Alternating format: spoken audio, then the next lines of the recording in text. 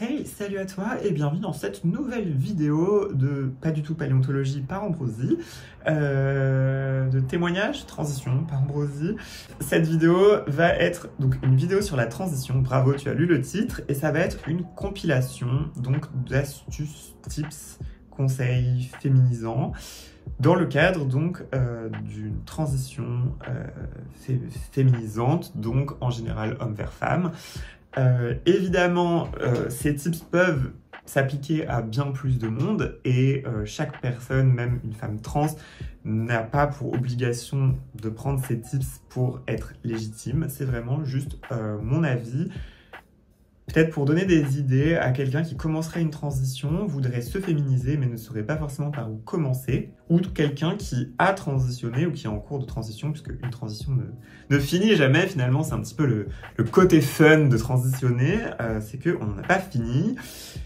Et en tout cas, quelqu'un qui voudrait avoir le retour de quelqu'un d'autre sur comment il transitionne.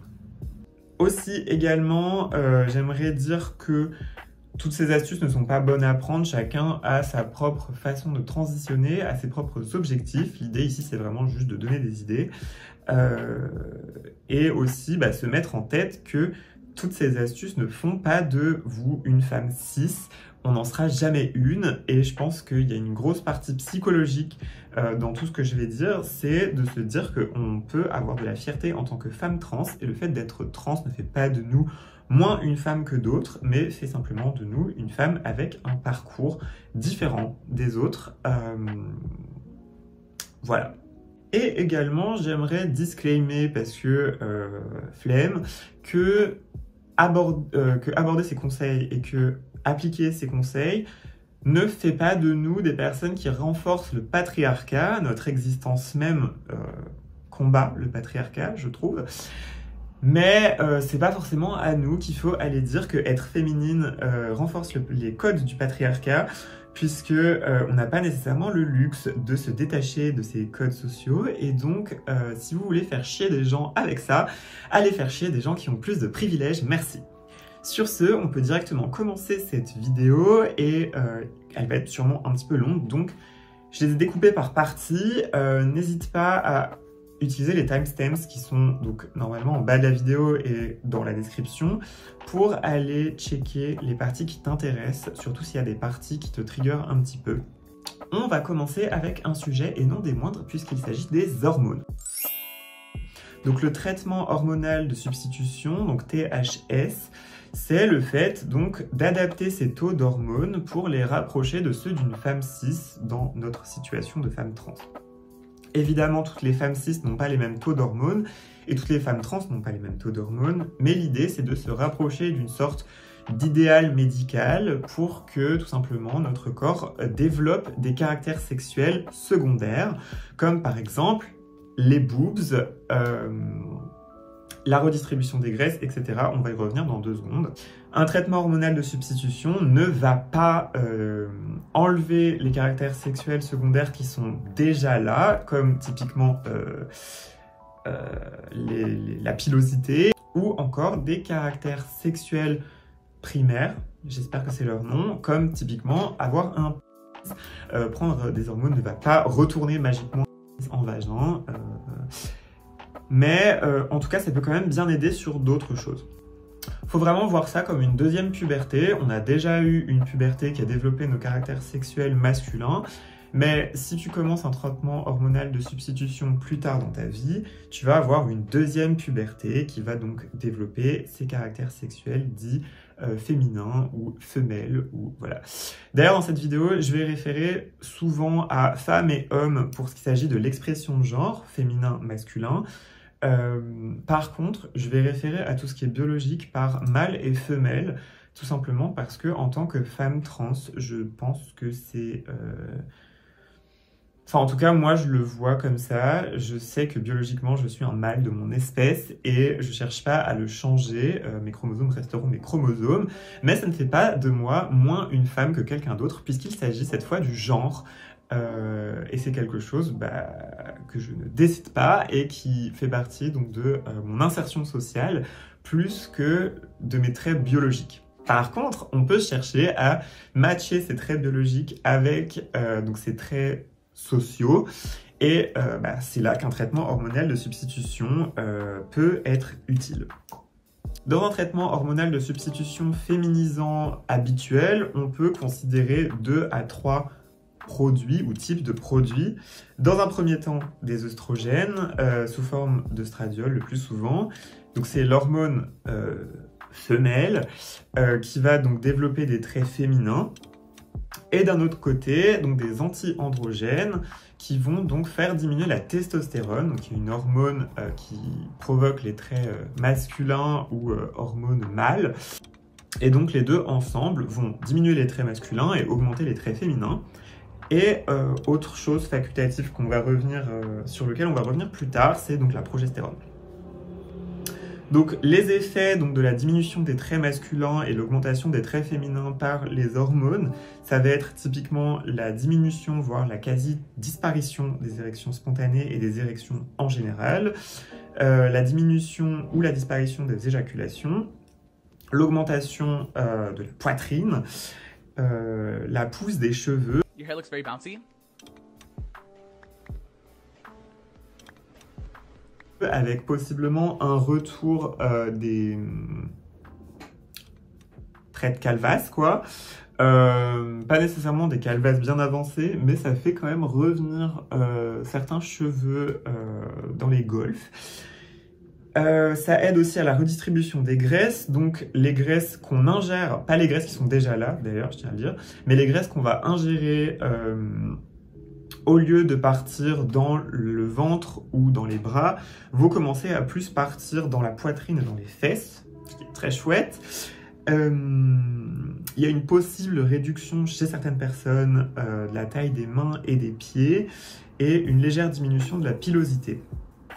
Donc tout ça, c'est à prendre vraiment avec un gros grain de sel. Toutes les transitions sont différentes en fonction des taux, mais aussi en fonction des réactions donc des femmes trans sur leur traitement hormonal. On ne sait pas encore, on ne peut pas savoir en début de transition à quel point telle ou telle chose va marcher.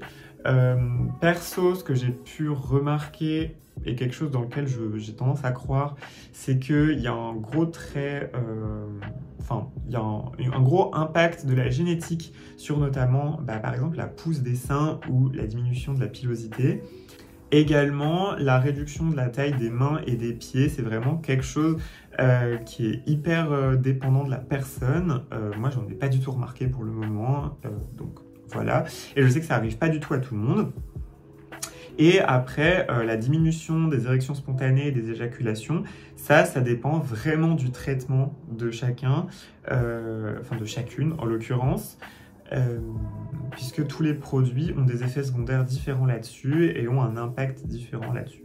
Je abordais tout à l'heure le mot progestérone. Donc la progestérone, c'est une hormone qui est là dans le cycle menstruel, qui a des effets qui sont globalement très discutés, mais d'expérience, j'aime énormément prendre de la progestérone, tout simplement puisque ça booste la libido qui a tendance à s'arrêter avec le reste des hormones que je prends. Oui. Oh non, pas de ça. Non, arrêtez ces bruits-là, non. Si. Écoutez, déjà, on va... Et ça a tendance à diminuer l'anxiété, à favoriser un sommeil hyper profond et rapide, et à stimuler la pousse des seins et la rondeur des seins. Puisque oui, avec le traitement hormonal de substitution, c'est comme une puberté. Et la puberté chez les femelles de notre espèce, on va avoir tendance à pousser d'abord des seins pyramidaux qui vont ensuite s'arrondir. Et la progestérone peut aider à arrondir des seins très pyramidaux qui sont un petit peu la norme chez les femmes trans qui commencent un traitement hormonal. Personnellement, donc sur 2 ans d'hormones, j'ai commencé donc avec uniquement de l'œstradiol, œstrogène et de la progestérone. Je suis ensuite passée sur la spironolactone que je déconseille énormément, même si elle est beaucoup prescrite, tout simplement parce que son effet principal, c'est un diurétique qui fait pisser toutes les 10 minutes et qui est absolument insupportable, et son effet anti-androgène est très secondaire et pas du tout puissant. Personnellement, mon anti-androgène, c'est le Decapeptyl, donc il y a une injection à faire tous les 3 mois, donc pour le 11,25 mg, ou tous les mois pour un autre dosage. Mais perso, j'aime bien la picouse toutes les 3 mois, c'est plutôt facile à vivre. Ça a un effet très puissant, puisque c'est son effet principal. Il a très peu d'effets secondaires. Personnellement, je suspecte qu'il ait favorisé ma dépression, mais beaucoup de choses sont arrivées dans ma vie, donc c'est clairement pas que ça. Je suis toujours sous Decapeptyl et ma dépression est en train de partir là pour le moment, donc c'est peut-être pas ça. L'œstradiol / œstrogène, je le prends en gel, donc c'est la méthode d'administration principale pour les œstrogènes. C'est pas la meilleure méthode c'est les piqûres, enfin c'est les injections, mais c'est interdit en France tout simplement parce qu'il y a une loi en France qui interdit de vendre des produits pharmaceutiques qui ne sont pas produits en France, et il n'y a aucune usine en France qui produit de piqûres d'œstrogène. Donc on est obligé de se les faire importer de l'étranger par le marché gris.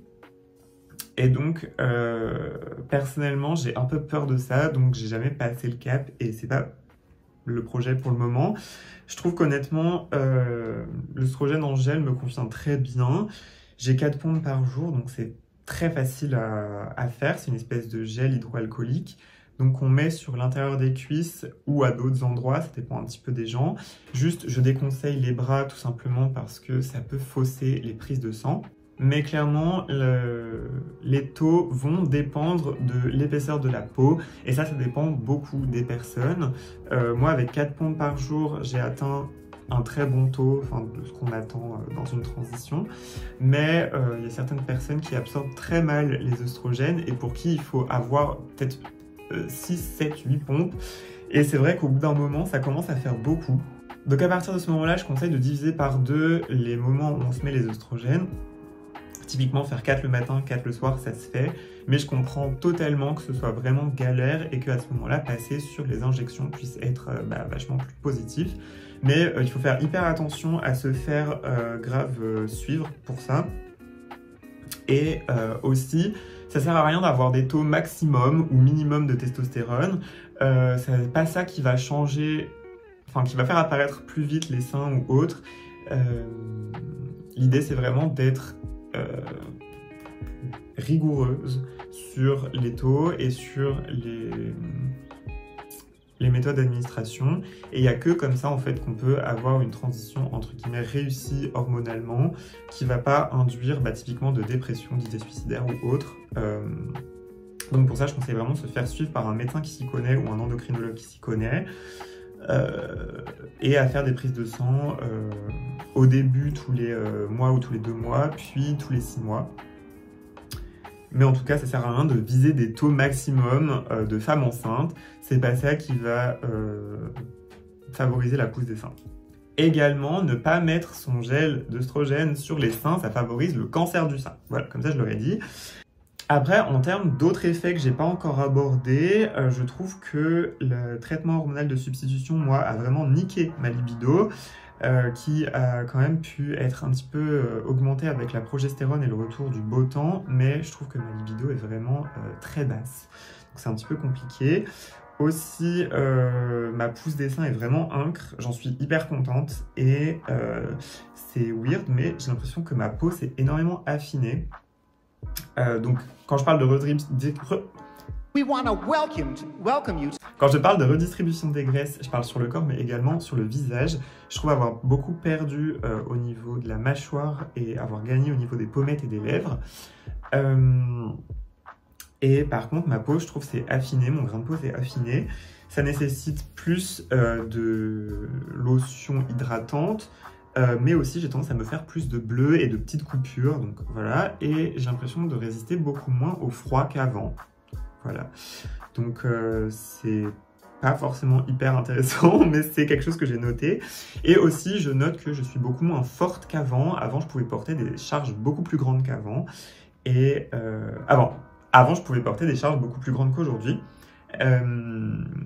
Et je pense qu'il faut nécessairement se muscler quand on transitionne, sinon on perd vraiment ses muscles et c'est un petit peu emmerdant. On passe sur le deuxième sujet qui est les chirurgies.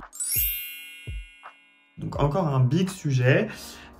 C'est un moyen donc, qui est quand même assez drastique de matcher son corps avec les normes sociales pour se sentir plus féminine et être perçue plus féminine par la société. Disclaimer, surtout sur les chirurgies, c'est que la dysphorie de genre qu'on vit pour beaucoup, ça quand même fait exacerber un bon nombre de traits masculins. Et donc tout n'est pas à faire. Y a aussi des traits qui relèvent tout simplement de complexes ou autres, qui font pas partie littéralement de la transition de genre. Et aussi, évidemment, tout ça est à adapter en fonction des envies et des besoins de chacune. Mais là, je vais lister un petit peu tout ce qui peut être fait pour les personnes que ça pourrait intéresser. Donc tout d'abord, quand on commence par le haut du corps, il y a la FFS, donc qui est la Facial Feminization Surgery, qui est en réalité un ensemble de procédures et de chirurgies qui peuvent être faites pour féminiser le visage. Donc si on commence par le haut, on a des implants capillaires, donc des nouveaux cheveux qui vont être introduits, ou une réduction de la taille du front. Il y a également, si on descend au niveau des sourcils, un brow lift, au niveau des yeux, un eye lift, voilà, cat eye surgery. Au niveau d'ici, il y a une ablation, comment j'ai écrit ça? J'ai écrit une réduction de la bosse frontale, donc qui est ici. Quand on compare les crânes mâles et femelles, on a tendance à s'apercevoir que les crânes mâles ont une bosse ici que les crânes femelles n'ont pas.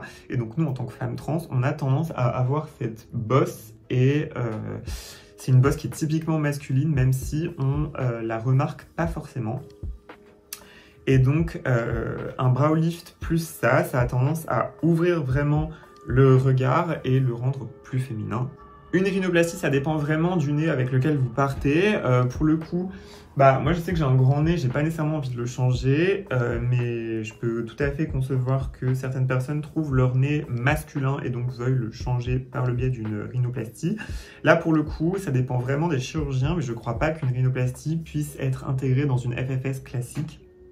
Ou alors il s'agit juste de la bosse qui est en haut, mais pas du type du nez. Là il faut payer la rhinoplastie, ça peut facilement être assez cher quand on va voir les bonnes personnes. Si on descend encore, on peut avoir un lip lift, donc là c'est le fait de faire un peu ça avec la lèvre, qui peut avoir des complications, donc il faut faire attention, et donc une réduction, limage ou autre de la mâchoire et du menton. On peut également avoir des procédures cosmétiques comme des injections, donc d'acide hyaluronique ou de botox, donc typiquement pour réduire les rides ou autres, pour lever les sourcils, enfin pour plein de choses en fait, pour affiner le nez, pour augmenter la taille des lèvres, pour se donner plus de pommettes, etc. C'est des choses qui se font. Pour le menton également, ça peut se faire. Personnellement, pour le menton, je le conseillerais pas, je l'ai jamais fait, mais j'ai aucune procédure qui a été faite sur mon visage jusqu'ici, donc tout ce que je dis est à prendre avec des pincettes, mais de ce que j'ai pu voir, les injections sur le menton, ça a tendance à augmenter la taille du menton, même si ça l'affine, et ça perturbe un petit peu les proportions. Normalement, il me semble que les proportions féminines du visage, c'est censé être genre un tiers, un tiers, un tiers, et ça a tendance à augmenter ce tiers inférieur et du coup à rendre le visage un petit peu moins harmonieux. Ensuite, quand on descend, ça c'est une chire que j'ai faite, donc qui est une chondrolaryngoplastie. J'avais une pomme d'Adam extrêmement prononcée et donc cette chirurgie a pour vocation d'enlever un maximum de pommes d'Adam. Donc moi il m'en reste encore, mais clairement je vais vous montrer des photos avant-après. Je pense que c'est quand même hyper flagrant la différence. Ça me pourrissait la vie, cette pomme d'Adam, et je suis très contente qu'on me l'ait enlevée. Donc je ferai une vidéo spécifiquement là-dessus, je pense, puisque pour le coup c'est un peu un parcours transition, témoignage qui peut être cool à développer. Je vais pas passer 50 ans sur une ablation de la pomme d'Adam. Ensuite, quand on descend, on peut faire une augmentation mammaire. Ça, en général, ce qui est conseillé, c'est d'attendre 1 ou 2 ans d'hormones pour prévoir cette chirurgie, tout simplement parce que les seins continuent de pousser, et d'ailleurs continueront de pousser après 2 ans, mais au bout de 2 ans, on a une idée à peu près de la taille qu'ils vont faire. Et ensuite, quand on descend, on peut faire une vaginoplastie, donc, ou en tout cas une chirurgie globalement génitale. Donc Vaginoplastie, c'est le fait de faire un trou. Il y a plusieurs méthodes, donc la méthode d'inversion pénienne qui est la meilleure et la plus commune en France. Mais il y a aussi une colovaginoplastie qui est possible, où là ils prennent un bout du côlon et ça permettrait plus de lubrification, mais globalement, et avoir aussi un vagin plus profond. Mais dans les faits, ça a plus de complications qu'autre chose. Et il peut y avoir des nécroses, etc. Et en général, d'ailleurs, il faut faire cette chirurgie plusieurs fois. L'idéal, c'est de le faire tous les 15 ans. Et honnêtement, je souhaite à personne de faire ça tous les 15 ans, puisqu'après, on risque littéralement la nécrose, puisque tout simplement, une greffe de côlon à l'intérieur d'un vagin, ça ne se fait pas. Enfin, le corps n'aime pas ça. Et dans la vaginoplastie, il y a littéralement tout ce qu'il faut, donc je vois pas pourquoi faire une colovaginoplastie serait mieux. Également, ce qui est possible de faire, c'est une vulvoplastie. Donc là, il n'y a pas de trou, mais il va y avoir l'apparence, donc avec clitoris, grande lèvre, petite lèvre, etc. Pour une vaginoplastie, il est conseillé d'ailleurs de faire du laser sur le scrotum, donc sur les couilles, parce que tout simplement, ils prennent la peau du scrotum pour faire le fond vaginal. Et si on n'a pas fait de laser dessus, il est possible que des poils poussent à l'intérieur du trou. Et je ne conseillerais ça à personne. Évidemment, il y a d'autres possibilités pour les chirurgies génitales. Il y a aussi le fait donc, de faire une orchidectomie bilatérale, où là, on va enlever les testicules pour ne laisser que la verge.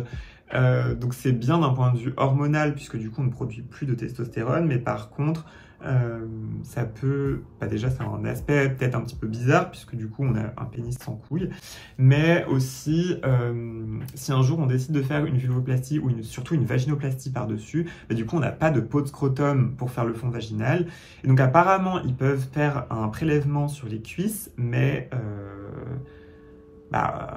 autant faire une vaginoplastie dès le début. Ensuite, autre sujet, il s'agit du laser. Donc le laser, c'est un faisceau lumineux qui va chauffer et brûler la mélanine, donc le pigment noir qui colore les cheveux et les cils et les poils. Donc au bout de quelques semaines, les poils ils vont tomber, mais le bulbe du poil va tomber.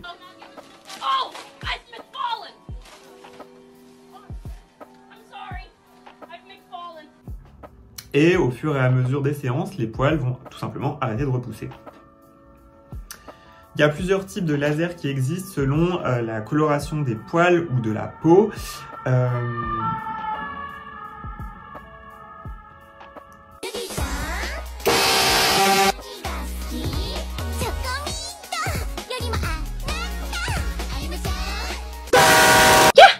Okay, love you guys. Don't forget to smile. Et il y a un remboursement qui est possible du laser, donc selon les zones et selon les centres, donc avec une ALD, donc une affection longue durée, CF vidéo comment se faire une ALD. Et donc il y a différents centres qui pratiquent ça, donc que ce soit des dermatos, des esthéticiens ou des centres / cliniques laser. Globalement, pour le corps, il faut compter entre 6 à 10 séances, puis globalement une séance par an de retouche, et les séances se font tous les 2 mois. Pour le visage, c'est plus long, c'est une séance par mois environ, et environ 15 séances pour vraiment compter un effet bien, quoi, même si on voit les premiers poils tomber dès les premières séances, et c'est assez jouissif. On peut également faire de l'électrolyse pour finir, ou pour les poils blancs qui remplacent les poils noirs. Mais l'électrolyse, ça douille de ouf, donc je conseille vraiment de faire ça que aux gens qui le trouvent nécessaire, et vraiment en fin de traitement laser. D'expérience, le laser ça défonce, donc demandez de la crème anesthésiante. Il n'y a pas tout le monde qui prescrit de la crème anesthésiante, donc trouvez-vous quelqu'un qui en prescrit, surtout sur le visage, ça défonce sa mère.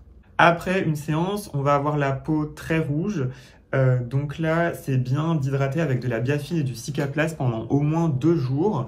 Normalement la personne qui vous le fait vous en donnera à la fin de la séance, mais c'est bien d'en remettre une fois être rentré chez soi, d'en remettre le soir même, etc. pour limiter au maximum les inflammations.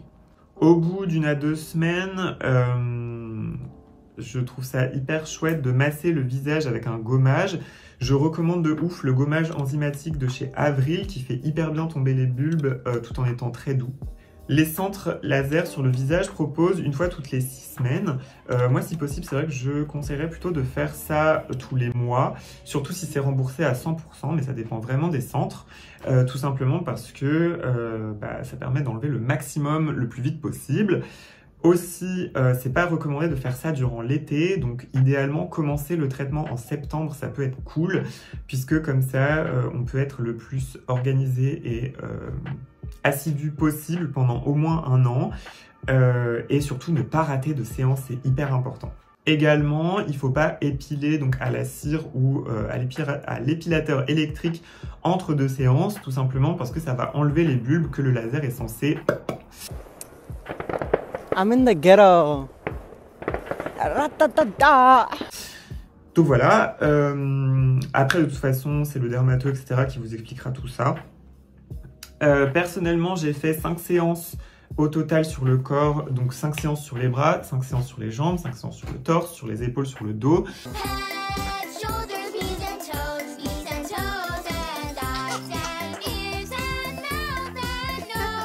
J'aimerais trop faire de séances sur les fesses, sur le maillot, de toute façon il faut que j'en fasse pour la vagino, et sur le sif, mais j'ai pas encore fait ça, j'ai pas encore sauté le pas de montrer cette partie du corps à quelqu'un d'autre. Et franchement, je suis hyper satisfaite. À la base, j'étais vraiment extrêmement poilue, et là, je me suis pas épilée à l'épilateur depuis plusieurs semaines, et enfin j'ai presque plus rien, genre c'est vraiment... hyper génial, surtout sur les épaules, je crois que c'était ce qui me gênait le plus, et sur les jambes. Aussi, chose à savoir, c'est qu'il faut vraiment protéger du soleil, donc mettre de la crème solaire, et aussi ne pas utiliser de traitement à la vitamine C, donc que ce soit en gélule, que ce soit en cosmétique, parce qu'il y a beaucoup de cosmétiques à la vitamine C. Je trouve ça cool par contre d'utiliser la vitamine C durant l'été ou entre 2 séances. Je sais que c'est pas hyper ouf, mais ça permet de jaunir un petit peu la peau et du coup de cacher un petit peu l'ombre de la barbe tout simplement. Maintenant on va passer au rasage slash à l'épilation. Donc ça, c'est ce que j'appellerais un relief à court terme. C'est vrai que dans cette vidéo, j'aborde à la fois des solutions à court terme et à long terme. Là, c'est vraiment à court terme. Donc si vous pouvez investir, investissez dans du laser. Mais si vous ne pouvez pas, le best reste l'épilation, puis le rasage en dernier recours ou le rasage entre plusieurs séances de laser, justement. Le laser, c'est vraiment 1000 fois plus rentable que du rasage ou de l'épilation, même à la cire chez une esthéticienne, sur le long terme. Donc vraiment, n'hésitez pas à investir. En tout cas, moi, je pense que c'est vraiment quelque chose à faire si nos poils nous gênent, évidemment. Surtout sur les zones qui sont remboursées par l'ALD, ça revient littéralement moins cher de faire ça avec l'ALD dans un centre que de faire de la cire par une esthéticienne qui va revenir au bout d'1 mois. Moi, j'utilise un épilateur électrique aux endroits où j'ai déjà fait du laser, donc typiquement les bras et les jambes et le torse. J'ai presque pas mal, alors que ça douille quand même. Genre typiquement sur les aisselles, quand j'en fais, ça douille sa mère. D'ailleurs, je vais commencer le laser sur les aisselles. Mais un épilateur électrique, ça coûte pas très cher, surtout le Philips qui est très bien. Et faire ça après avoir fait plusieurs séances de laser, je trouve ça cool, parce que moi, l'idée, c'était pas non plus d'être full imberbe, c'était juste de limiter au maximum l'effet que donnent mes poils. Je voulais pas que ça ait un effet masculin, mais avoir quelques poils par-ci par-là, ça ne me gêne absolument pas, surtout qu'ils sont pas très très noirs maintenant et très fins. Pour ce qui est du rasage, typiquement pour ce qui est sur le visage, on peut pas trop passer l'épilateur électrique sur le visage, ou pour les sourcils, etc. Pour les sourcils d'ailleurs, je conseille de ouf de le faire parce que ça féminise énormément le visage, on s'en rend pas compte comme ça, mais avoir des sourcils bien groomed, c'est quelque chose de typiquement féminin. Et pour ça, le best, c'est de le faire soit chez une esthéticienne pour avoir la forme, soit si on connaît la forme de sourcil qu'on veut, faire ça avec une pince à épiler, typiquement comme celle-ci, donc avec un bout carré, puisque celle avec un bout pointu arrache sa mère et font extrêmement mal. Pour la forme des sourcils, il y a des charts qui existent sur internet.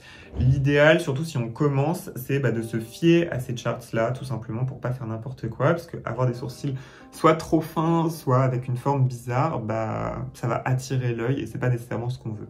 Pour le rasage, donc pour revenir sur cette histoire de rasage, je conseille de ouf d'investir dans un bon rasoir, tout simplement parce que les rasoirs 1 lame, 2 lames ou je sais pas quoi, jetables qu'on trouve dans le commerce, vont faire des boutons et vont couper la peau hyper facilement. Également, l'idée c'est de ne pas le faire laisser traîner, ça paraît évident mais voilà.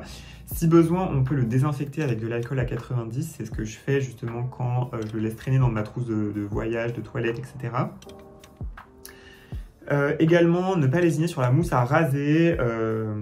Il y a de la mousse à raser vraiment pas chère, truc satin là qu'on trouve à Action pour vraiment pas cher. Donc je conseille à fond de pas lésiner là-dessus. Également, le pas faire trop souvent, exfolier entre les rasages et bien hydrater la peau pour ne pas avoir de boutons. Donc globalement, quand je dis que c'est un relief à court terme, c'est que le rasage c'est pratique.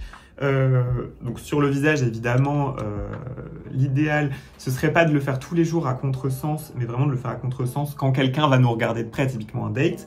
Mais sinon, le faire dans le sens du poil, ça permet de limiter au maximum les inflammations. Et le rasage du corps ou des aisselles, c'est quelque chose qui est vraiment bien pour un date, typiquement, mais au quotidien, c'est absolument pas à faire, et en plus, ça prend une plombe. Maintenant, on passe à un sujet que j'aime particulièrement, qui sont donc les sujets un petit peu plus hygiène, et typiquement, on commence par le sujet hygiène. Donc, on commence par un sujet un petit peu con qui est l'hygiène de vie. Donc, typiquement avec le sommeil qui est hyper favorisé par la progestérone, puisque tout simplement, ça permet de mieux vivre les sauts d'humeur qui viennent avec les traitements hormonaux et aussi d'avoir une plus belle peau. En ce moment, je néglige énormément mon sommeil et même si vous ne le voyez pas trop sur cette vidéo, ma peau est dans un sale état en ce moment. Également, ne pas lésiner, typiquement le démaquillage, ne pas dormir avec du maquillage, c'est important. Et également, ne pas sauter de repas, tout simplement, puisque, comme je l'ai dit tout à l'heure, manger permet d'accumuler des graisses aux endroits où on en a envie. Je sais que c'est hyper facile de tomber dans des bails de TCA quand on transitionne. Moi-même, j'ai fait de l'anorexie beaucoup et de l'hyperphagie et je peux vous dire que ça ne rend pas bien. Également, les addictions ou autres, je vais pas toutes les lister, mais ça n'aide pas à avoir une belle peau ou à s'investir pleinement dans sa vie, etc. Donc, c'est toujours un bon conseil que d'arrêter certaines addictions quand on transitionne, parce que même si ça rend pas féminine, ça met dans un meilleur mood pour prendre le temps de se féminiser et pour prendre soin de soi, puisque l'idéal d'une transition, c'est aussi de prendre soin de soi et d'être dans un parcours qui nous permet d'accepter notre corps.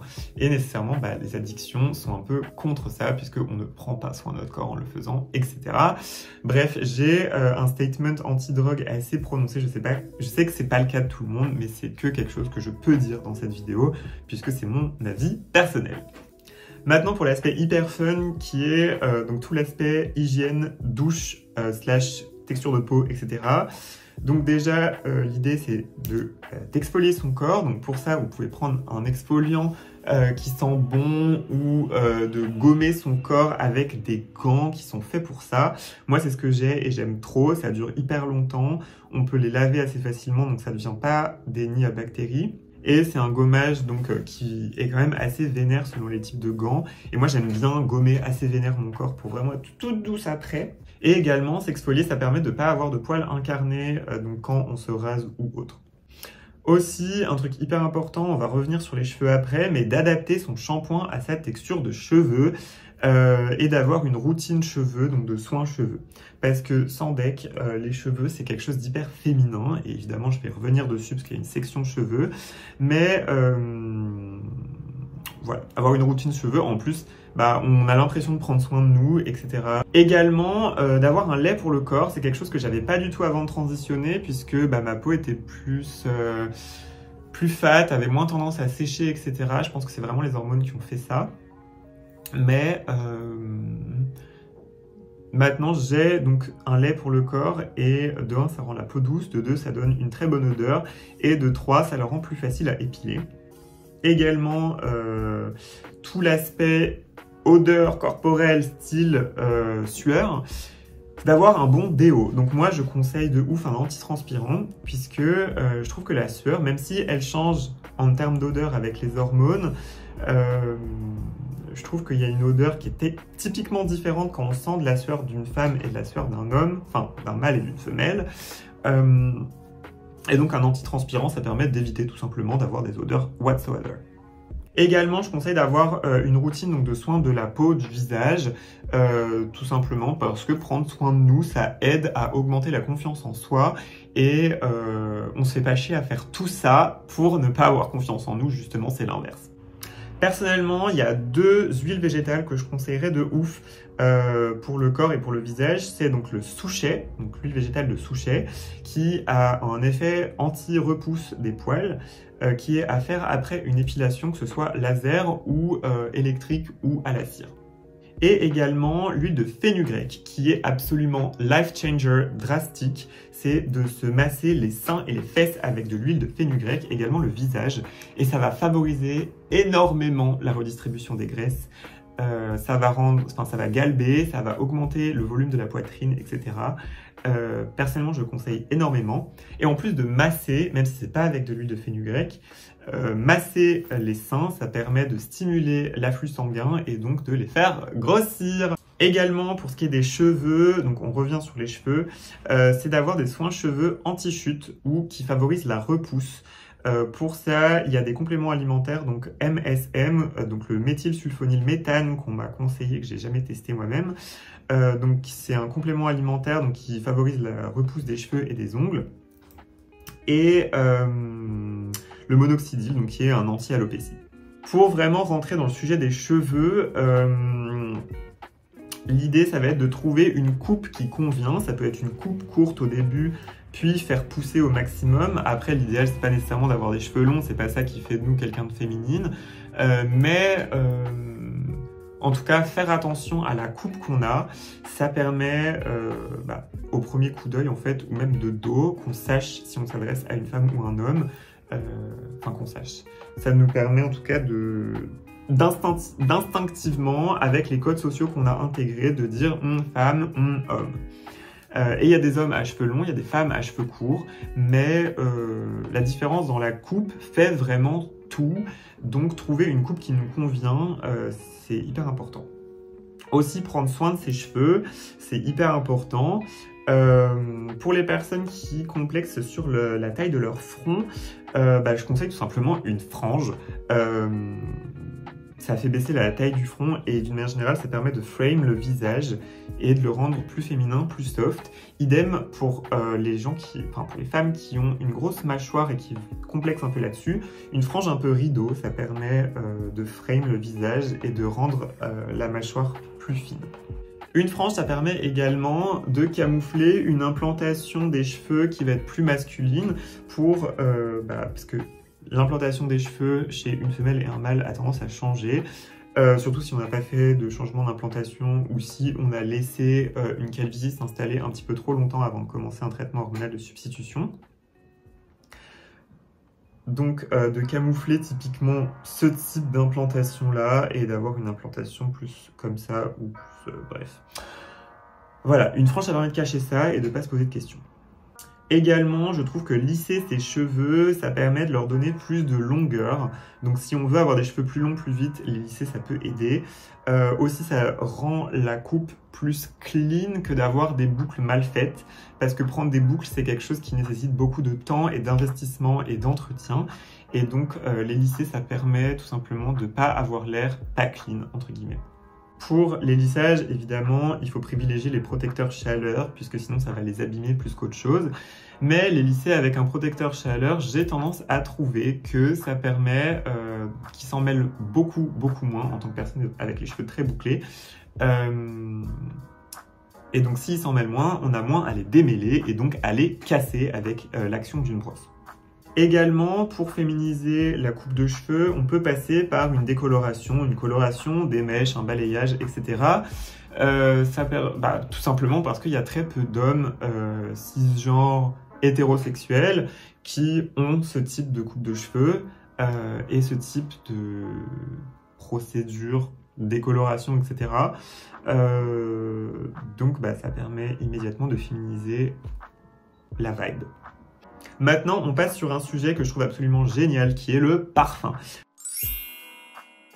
Je suis très investi dans la façon dont je sens, puisque tout simplement, avant même de se voir, on se sent, et sentir bon, ça permet de marquer les esprits. Et donc, si on a une senteur féminine, ça permet de marquer les esprits avec une vibe globalement féminine. Pour ça, le parfum, déjà, ça passe par plein d'aspects. Donc déjà, l'odeur corporelle, donc qui change avec les hormones, comme je l'ai dit tout à l'heure, mais qu'on peut masquer donc avec soit un déo, soit un antitranspirant. Encore une fois, moi j'ai tendance à privilégier les antitranspirants, mais un déo, ça marche aussi. On a aussi l'odeur des produits d'hygiène, puis l'odeur des produits de soins, et enfin le parfum. Moi, ce que je trouve hyper chouette, c'est d'accorder tous les parfums qu'on a. Donc, sans nécessairement chercher à trop sentir fort d'ailleurs, donc ni trop mettre de parfum, ni sentir trop fort, mais tout simplement d'établir une espèce d'aura féminine pour marquer les esprits qu'on croise. Donc pour ça, par exemple, on peut choisir une note qu'on aime, genre typiquement, moi en ce moment, j'aime bien les notes fruitées, et donc j'ai décidé d'accorder toute ma routine de soins autour de ces notes fruitées, et pour l'été, ça va me mettre dans cette vibe un petit peu fruitée, un petit peu à croquer. Donc j'ai un gel douche à la pêche, puis une lotion pour le corps à la pêche, et j'ai trouvé un parfum donc qui commence floral mais qui évolue vers quelque chose de très fruité avec de la poire, et c'est quelque chose donc qui est très féminin puisque aucun homme cisgenre hétérosexuel n'a envie nécessairement de sentir le fruit à croquer comme ça, et donc ça va permettre d'établir une sorte de présence féminine. Également, le fait de sentir bon, je trouve que c'est quelque chose qui marque énormément en termes de confiance en soi, puisque quand on sait qu'on sent bon, on a envie que les gens nous sentent bon, et je sais pas, je trouve que ça met dans un mood où on se sent vraiment plus en confiance, et il n'y a rien de tel que la confiance en soi pour établir le fait qu'on est une femme. Un truc que je pourrais conseiller, c'est d'avoir un petit vaporiseur portatif, vaporisateur, je ne sais pas, mais un petit truc portatif en tout cas qui permet donc de se respray du parfum à la fin de la journée, surtout si on n'est pas chez soi. Maintenant, on enchaîne par le maquillage, donc pour ça j'ai une vidéo dédiée, donc je vais pas y passer 40 ans.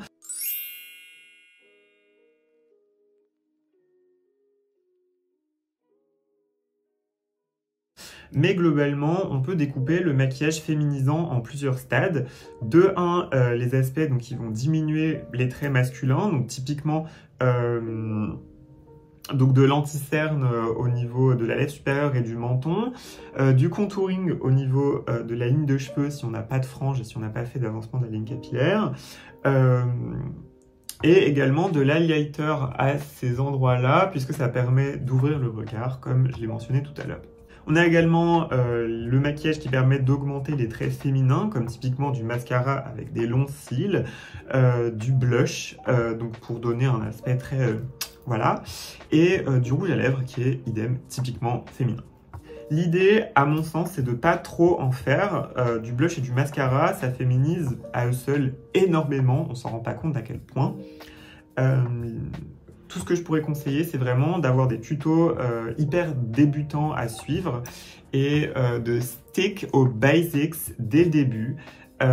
Et une fois que vous aurez bien compris la structure de votre visage, les basiques, etc., là, vous pourrez commencer vraiment à vous amuser avec typiquement les couleurs, les formes, etc. Mais rien de tel qu'un bion nude bien fait pour faire ça rapidement et pas se prendre la tête. Aussi, par contre, c'est important, vu que ce que je viens de dire juste avant, c'est que c'est important de have fun, puisque le maquillage, c'est aussi une façon de s'exprimer. Et d'ailleurs, le fait de s'exprimer par des couleurs, des paillettes, etc., c'est quelque chose qui va distraire l'œil, en fait, tout simplement, de la personne qui vous regarde. Quelqu'un qui va regarder vos yeux hyper chargés ne va pas forcément se focus sur les petits poils de la lèvre supérieure.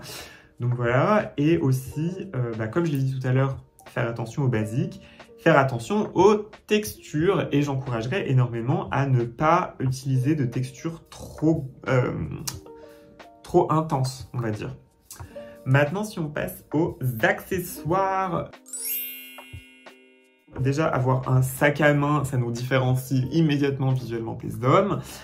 Aussi, le sac à main permet d'avoir dedans tout un tas de trucs qui nous permettent de se reféminiser au cours de la journée si on a besoin.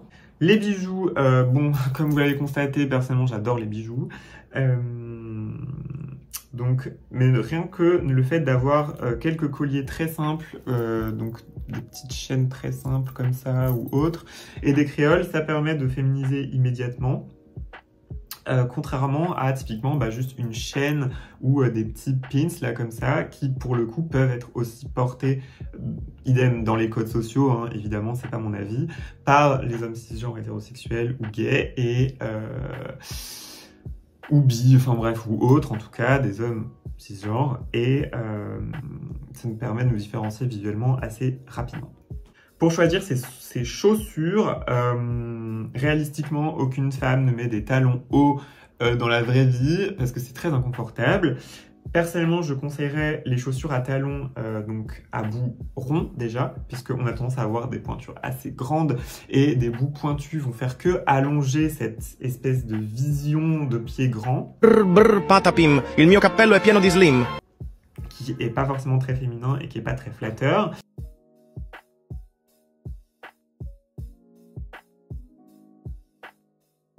Et j'aurais tendance également à privilégier des bottines ou des sandales, etc. Qui attrapent la cheville pour plus de stabilité et qui ont un talon assez large pour pouvoir passer toute la journée avec. En termes de marque, pour les talons, je conseillerais de passer par ASOS, qui est vraiment le best, je trouve, ou encore Vinted, ou si vous avez plus de thunes, par Pleasers ou autres qui font des très très bons talons. En plus, sur ASOS, les grandes pointures tiennent plutôt bien. Ils ont beaucoup de choix et elles ont souvent tendance à être soldées vraiment pas très cher. Moi, j'ai acheté beaucoup de mes paires pour 10-15 € là-bas et elles m'ont duré pendant des années, donc je suis très très satisfaite. Également, pour tout ce qui est ongles, parce que c'est très féminin, je suis pas du tout en ce moment apte à en parler, mais les ongles, ça féminise énormément. Pas forcément des ongles très longs, mais ne serait-ce que d'avoir des belles mains, ça fait quelque chose de très féminin. Et si on passe cette fois aux lunettes, pour les lunettes, moi je conseillerais d'avoir des montures assez fines et les moins carrées possibles, pas nécessairement des ronds non plus, mais les lunettes carrées c'est quelque chose qu'on associe beaucoup aux hommes, et idem, des lunettes très stack en termes de monture, ça va avoir tendance à fermer le regard et à prononcer l'arcade sourcilière, et c'est pas quelque chose nécessairement qu'on veut non plus. Maintenant, si on passe aux vêtements, là il y a plein de conseils que je pourrais donner. Déjà d'aborder des coupes féminines qui sont différentes des coupes masculines. Un t-shirt, un jogging ou autre en rayon femme vont avoir une coupe différente des coupes hommes, des rayons hommes du coup, et vont être tout simplement plus féminins. Les vêtements cintrés, ça peut être pas mal, ça donne immédiatement une illusion de courbe plus féminine. Une ceinture aussi, ça peut passer par là. Pour les ceintures, je conseillerais des ceintures plutôt fines ou avec des petites breloques, etc. Qui sont plutôt féminines. Donc, of course, tout ce que je vais dire sur les vêtements, c'est à prendre avec énormément de pincettes, puisque les vêtements, ça sert à beaucoup s'exprimer. Donc, je conseillerais à donc de trouver son style, s'amuser, etc., puisque ça passe aussi par la confiance en soi. Et idem, même s'il n'y a aucune règle, les vêtements, on ne va pas forcément les trouver flatteurs selon notre forme morphologie. Pas nécessairement avec le système triangle... rond, 8, etc. Mais par contre, ça peut donner des idées, surtout en début de transition. Mais je tiens à dire que c'est vraiment très limité ce genre de système. Conseil que je peux donner en début de transition, c'est de trouver des basiques de bonne qualité qui vont durer longtemps avec des bonnes coupes vraiment simples et efficaces. Donc d'avoir des trucs blancs, noirs, crème ou beige par exemple, qui sont des couleurs qui se portent très bien dans toutes les situations. Et d'avoir un t-shirt, un pantalon noir, un jean, une veste à capuche et un pull. Et avec ça, on peut passer pas mal d'années tranquille et d'avoir des basiques qui ne nécessitent pas forcément de se poser trop de questions. En termes de marque, personnellement, je recommande Uniqlo parce qu'ils font vraiment des basiques unis, simples, hyper efficaces et vraiment très bien coupés et qui durent très longtemps. Et aussi, quand on a des journées un petit peu déprimes, on n'a pas forcément envie de se prendre la tête avec notre tenue du jour, avoir des basiques, ça permet d'y retourner et de prendre soin de soi sans avoir à faire trop d'efforts. Maintenant, si on parle de tucking, alors là, pour le tucking, pour toutes les pièces très près du corps, évidemment, c'est à éviter au quotidien puisque c'est pas quelque chose d'hyper positif pour le corps, mais ceci dit, j'ai tendance à conseiller à boycotter le scotch, surtout pour une journée entière, mais à favoriser les culottes de tuck. Je conseille énormément celle de Beauty Trans, qui est en tissu, qui est hyper confortable, avec lesquelles on peut vraiment passer une journée sans se pincer, sans avoir un sentiment de se faire tirer, etc. Moi, j'ai déjà pu dormir avec même, et aucun problème au réveil, enfin voilà. Aussi, une fois qu'on a nos pièces basiques, le truc de tucking, etc., je conseillerais énormément de s'amuser avec des pièces plus fun, puisque idem, tout passe par la confiance en soi.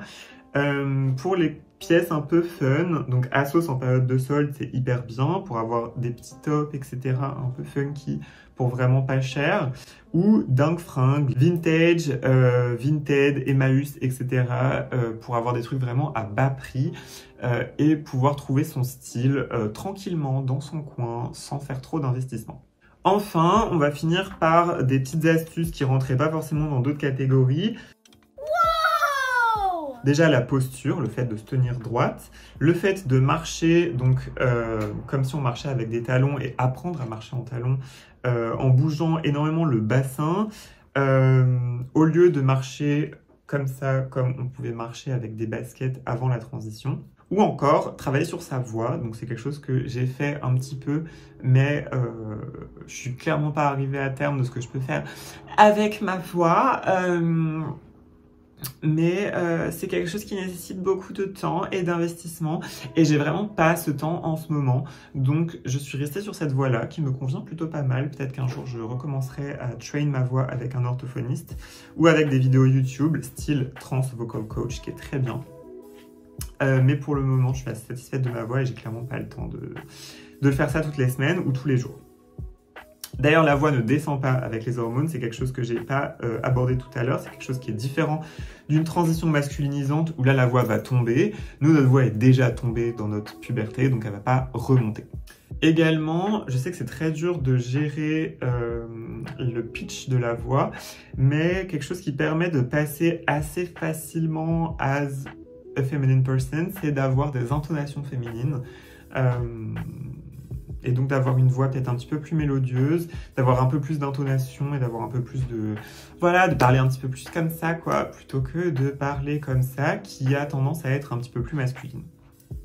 C'est tout pour cette vidéo, elle aurait été très longue, je vais essayer de la dynamiser de ouf avec le montage, mais voilà, je m'excuse de la longueur. Mais j'espère qu'elle aurait été utile. Perso, c'est plein de choses que j'utilise. D'ailleurs, si tu as des tips en tant que personne trans ou des idées à mettre en commentaire, n'hésite pas, parce que j'ai sûrement skip pas mal de choses. En tout cas, voilà, j'espère que cette vidéo t'aura plu. Je te fais des gros bisous et on se retrouve à bientôt pour une nouvelle vidéo. Je suis en train d'écrire une vidéo de paléo pour la semaine pro ou pour la semaine d'après sur la résurrection d'espèces. Donc j'espère que tu la trouveras intéressante. Sur ce, eh ben, je te fais des gros bisous et à très bientôt. Mouah. Bye.